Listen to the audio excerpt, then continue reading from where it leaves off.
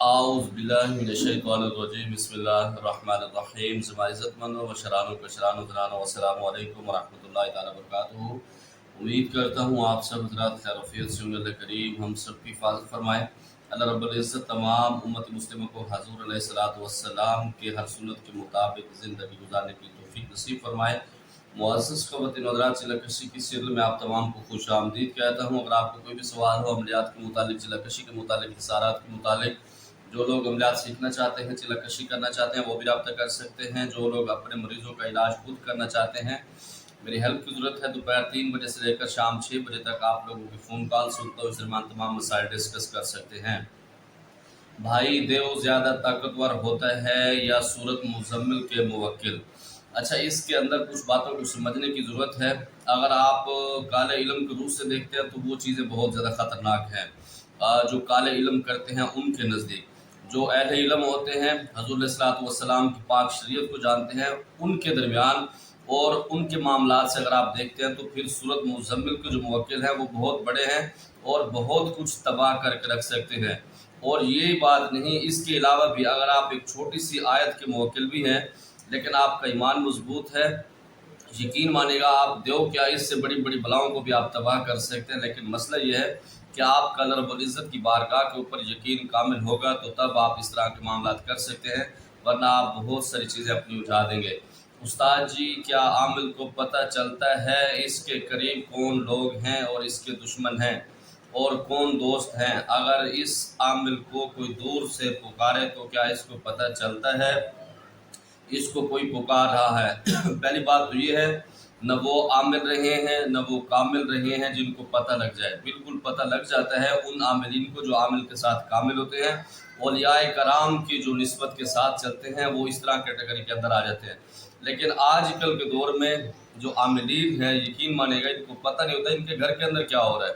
اور مزے کی بات یہ ہے کہ لوگوں کو ایسے سے بڑھ کے مارتے ہیں۔ یہ اپنے آپ کو اتنا بڑا عامل، اتنا بڑے جنات کے ماہر سمجھتے ہیں کہ اللہ کی پناہ ہے۔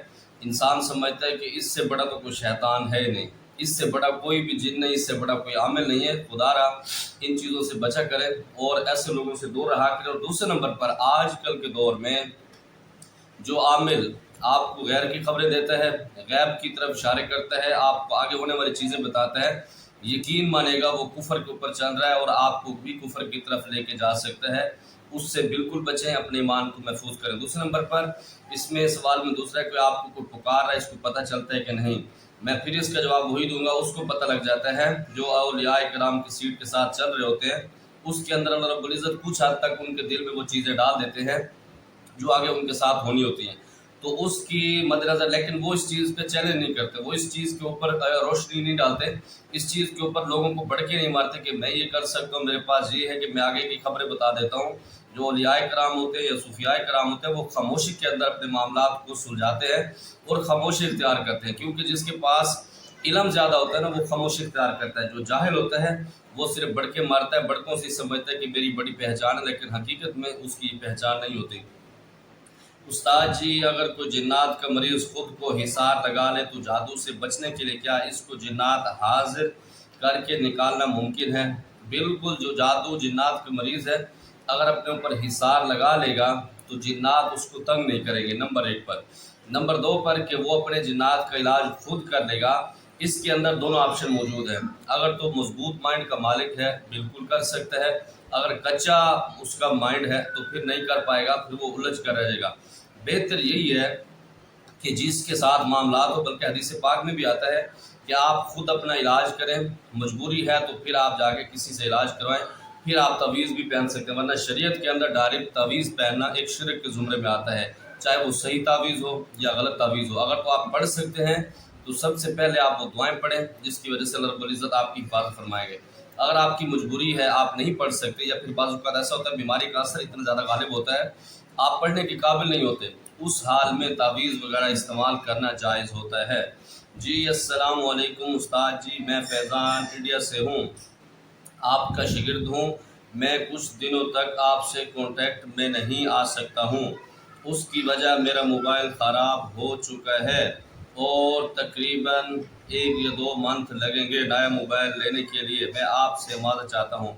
वालेकुम सलाम वरहमतुल्लाहि वबरकातुहू। फैज़ान बच्चे आप मेरे शागिर्द नहीं, आप मेरे बच्चों की तरह हैं। अल्लाह आपको सलामत रखे, अल्लाह आपको ज़िंदगी दे, अल्लाह आपको बहुत सारी इज़्ज़त से नवाजे। अगर मोबाइल का मसला है तो मैंने आपको मेरे ख्याल में 3-4 महीने पहले ही बताया था कि मैं आपको यहाँ से इंडिया में एक मोबाइल सेंड करता हूँ, क्योंकि आप मेरे साथ बहुत ज़्यादा सपोर्ट करते हैं चैनल के हवाले से भी, और भी बहुत सारी चीज़ें ऐसे हैं। और दूसरे नंबर पर कुछ शागिर्द ऐसे होते हैं कि वो जब दिल जीत लेते हैं तो फिर आदमी सब कुछ कुर्बान करता है। आप मेरे बच्चों की तरह हैं, अल्लाह आपको सलामत रखे, अल्लाह आपको कदम कदम पर कामयाबी नसीब फरमाए।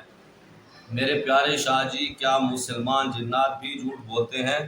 मेरे प्यारे मोहतरम या मोहतरमा जी, बिल्कुल। जब हम मुसलमान इंसान झूठ बोल सकते हैं तो जिन्नात भी ठका के झूठ बोलते हैं। और उनके अंदर मज़े की बात ये है कि जैसे हमने हुलिया बनाया होता है, सर पे इमामा बांध देते हैं, दाढ़ी शरीफ सजा लेते हैं, इस तरह करके भी लोगों को झूठ बोलते हैं। तो वो भी इस तरह ही करते हैं। वो नमाजी भी होते हैं, तहज्जुद गुजार भी होते हैं, फिर भी लोगों के साथ झूठ बोलते हैं। क्योंकि जिन्नात और इंसानों की जो कैटेगरी है ना, ये दोनों तकरीबन एक ही जैसी है।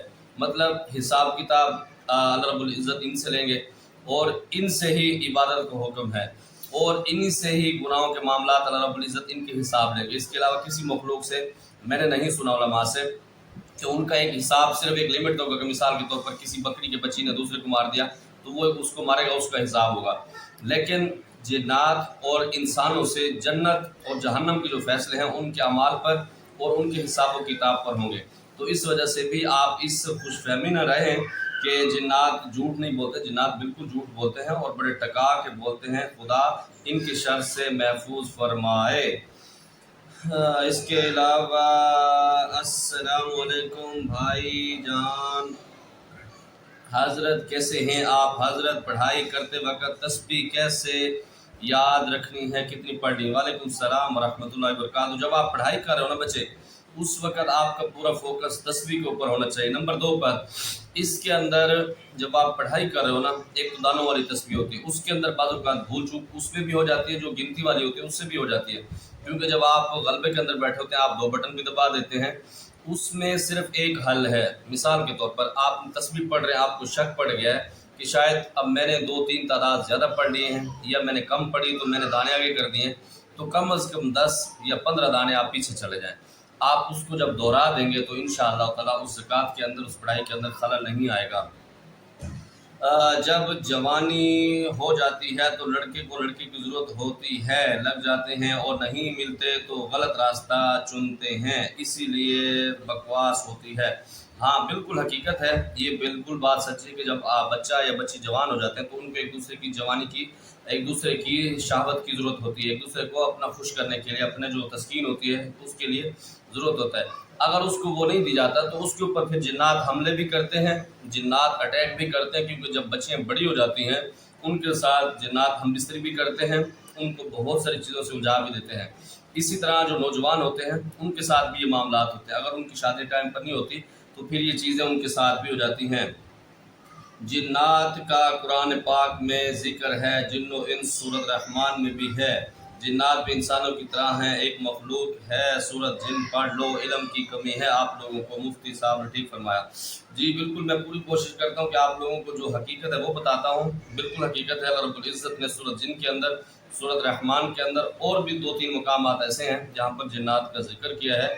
जिन्नात के होने की अल्लाह रब्बुल इज़्ज़त ने खुद गवाही दी है, जिस पे कोई भी इंसान इस पर शक नहीं कर सकता। और बहुत सारे ऐसे भी बुदन किस्म के लोग होते हैं, वो जिन्नात को मानते ही नहीं है। जब नहीं मानते, यकीन मानेगा, उनके साथ जब खुद ऐसे मसले होते हैं कि वो खुद हैरान हो जाते हैं। मैं पिछले दिनों में पेशावर में था तो एक बच्ची का मैं इलाज कर रहा था, उसके अब्बा जिन्नात को मानते नहीं थे। और मज़े की बात यह है, वो तहज्जुद गुजार भी थे और दीन को काफ़ी मजबूती से जानते भी हैं। मैं उसको यूँ कहूँ कि आधे आलिम हैं तो ये बात गलत ना होगी, आधे आलिम भी हैं। जिन्नात को बिल्कुल नहीं मानते, कहते हैं जिन्नात होते नहीं। जब उनकी बच्ची पर अटैक हुआ तो फिर कहते हैं कि उस्ताद जी दस दे। तो मैंने कहा मुझे क्या पता, मैंने कहा ये वही चीज़ें जो आप जिसको मान नहीं रहे थे। असल मसला ये है, मैं ये समझता हूँ कि जब कुरान पाक के अंदर अल्लाह रब्बुल इज़्ज़त ने फरमा दिया वो हक और सच है, जो आदमी उसका इनकार करेगा तो वो कुफर में चला जाएगा। एक तो मेरी बात समझ नहीं आती कि एक लेक्चर के पीछे ये पसे पर्दा कवाली की आवाज़ क्यों लगा दी जाती है, अजीब जहालत है। बिल्कुल जहालत है। मुझे याद नहीं है कि मेरे किसी लेक्चर, मेरे किसी वीडियो के अंदर ख़ास طور پر جو عملیات کے حوالے سے بنی اس کے پیچھے کوئی قوالی ہو یا کوئی سونگ کا بیک گراؤنڈ ہو، مجھے یاد نہیں، اگر ہے تو میری آپ اصلاح کر سکتے ہیں، میں اس ویڈیو کو بھی رموو کر دوں گا۔ جو نماز پڑھتے ہیں ان پر کوئی جادو جن بد اثر نہیں کرتا، کیونکہ کل والی صورت پڑھنے سے جنات کا اثر ٹوٹ جاتا ہے۔ بالکل آپ کی بات صحیح ہے، لیکن آپ کی بات غلط بھی ہے۔ جب حضور علیہ السلام کی پاک ذات پر جادو کا اثر ہو جاتا ہے تو ہم کون ہیں؟ ان پر اس وجہ سے ہوا تھا جادو کا اثر، ہمیں دکھانے کے لیے کہ جادو برحق ہے۔ اور نمبر 2 پر بہت سارے میں آپ کو نمازی، قرآن پاک، تہجد پڑھنے والے ایسے لوگ دکھا سکتا ہوں جن کے پورے کے پورے گھر جادو کے لپیٹ میں۔ اس میں مسئلہ یہ ہوتا ہے، ایک تو وہ جنات کو بعض اوقات چھیڑتے ہیں، بعض اوقات وہ جنات کو خواہ مخواہ بہت ساری چیزوں سے الجھاتے ہیں۔ دوسرے نمبر پر وہ جنات پر تصور ہی نہیں کرتے، جس کی وجہ سے یہ معاملات ہوتے ہیں۔ یہ جو جادو جنات کا اٹیک ہے، یہ اللہ رب العزت کی طرف سے، ہاں جو جادو جنات کا مریض ہوتا ہے اگر وہ نماز روزے کی پابندی کرنے والا ہے اس پہ حملہ کم ہوتا ہے، یہ بات بالکل پکی ٹھکی ہے۔ اگر وہ بہت سارے جو لوگ نماز نہیں پڑھتے، ہمارے جتنا ٹوٹی نمازیں پڑھتے ہیں، باوضو نہیں رہتے، ان کے اوپر اٹیک زیادہ ہوتا ہے۔ یا دوسرے نمبر پر جو کچے مائنڈ کے ہوتے ہیں ان کے اوپر جادو جنات کا اٹیک زیادہ ہوتا ہے، جو بالکل مضبوط ہوتے ہیں ان کے اوپر اٹیک کم ہوتا ہے۔ شیطان تم ہو، لوگوں کو غلط بتا رہے ہو، اللہ اکبر۔ میں اب کیسے اپنی صفائی دوں؟ دوسری بات یہ ہے، اگر میری چیزیں آپ کو پسند نہیں آتی، اچھی نہیں لگتی، میں آپ کو لگتا ہے کہ میں آپ کو غلط گائیڈ کر رہا ہوں، تو بچے آپ بالکل جا سکتے ہیں، میں نے آپ کو یہاں پر باندھ کے نہیں رکھا ہوا۔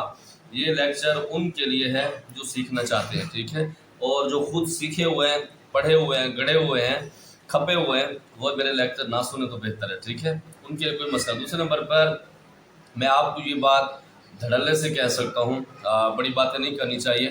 الحمدللہ بہت بڑے بڑے شیخ الحدیث سفید داڑھیوں والے اس فقیر کی ویڈیو کو دیکھتے بھی ہیں، پسند بھی کرتے ہیں اور کہتے ہیں کہ اس کے پاس کچھ ہے علم، ٹھیک ہے، لیکن یہ اللہ کی عطا ہے۔ اور الحمدللہ میرے بہت سارے اساتذہ مجھے کھڑے ہو کے ملتے ہیں، یہ میرے لیے سب سے بڑا اعزاز ہے۔ اور وہ اپنے بچوں سے فرماتے ہیں کہ کچھ شاگرد اپنے استادوں کا مقام بلند کرتے ہیں، کچھ استاد ایسے ہوتے ہیں جو اپنے شاگردوں کی شہرت کی وجہ بنتے ہیں۔ تو یہ اللہ رب العزت کا مقام ہے، اللہ جس کو عطا کر دے، میں اس پر کوئی فخر نہیں کرتا، اللہ کا شکر ادا کرتا ہوں۔ اگر کچھ ہے تو اللہ کی ذات پر مطمئن ہوں، اور میں یہ بھی کہتا ہوں الحمدللہ جو میرے بزرگوں نے مجھے سکھا دیا ہے، مجھے اب کسی کے پاس جانے کی ضرورت نہیں۔ ہاں برکت کے لیے بالکل جا سکتا ہوں، ویسے علم کے اس معاملے میں میں یہ سمجھتا ہوں عملیات کے روح سے شاید میں کافی سیکھ چکا ہوں الحمدللہ۔ امید کرتا ہوں جو آپ کے سوالات تھے جواب مل گیا ہوگا، کوئی بات بری لگی ہو دل سے معذرت چاہتا ہوں، زمانے پر خاص دعا کا خدا پامان۔ السلام علیکم۔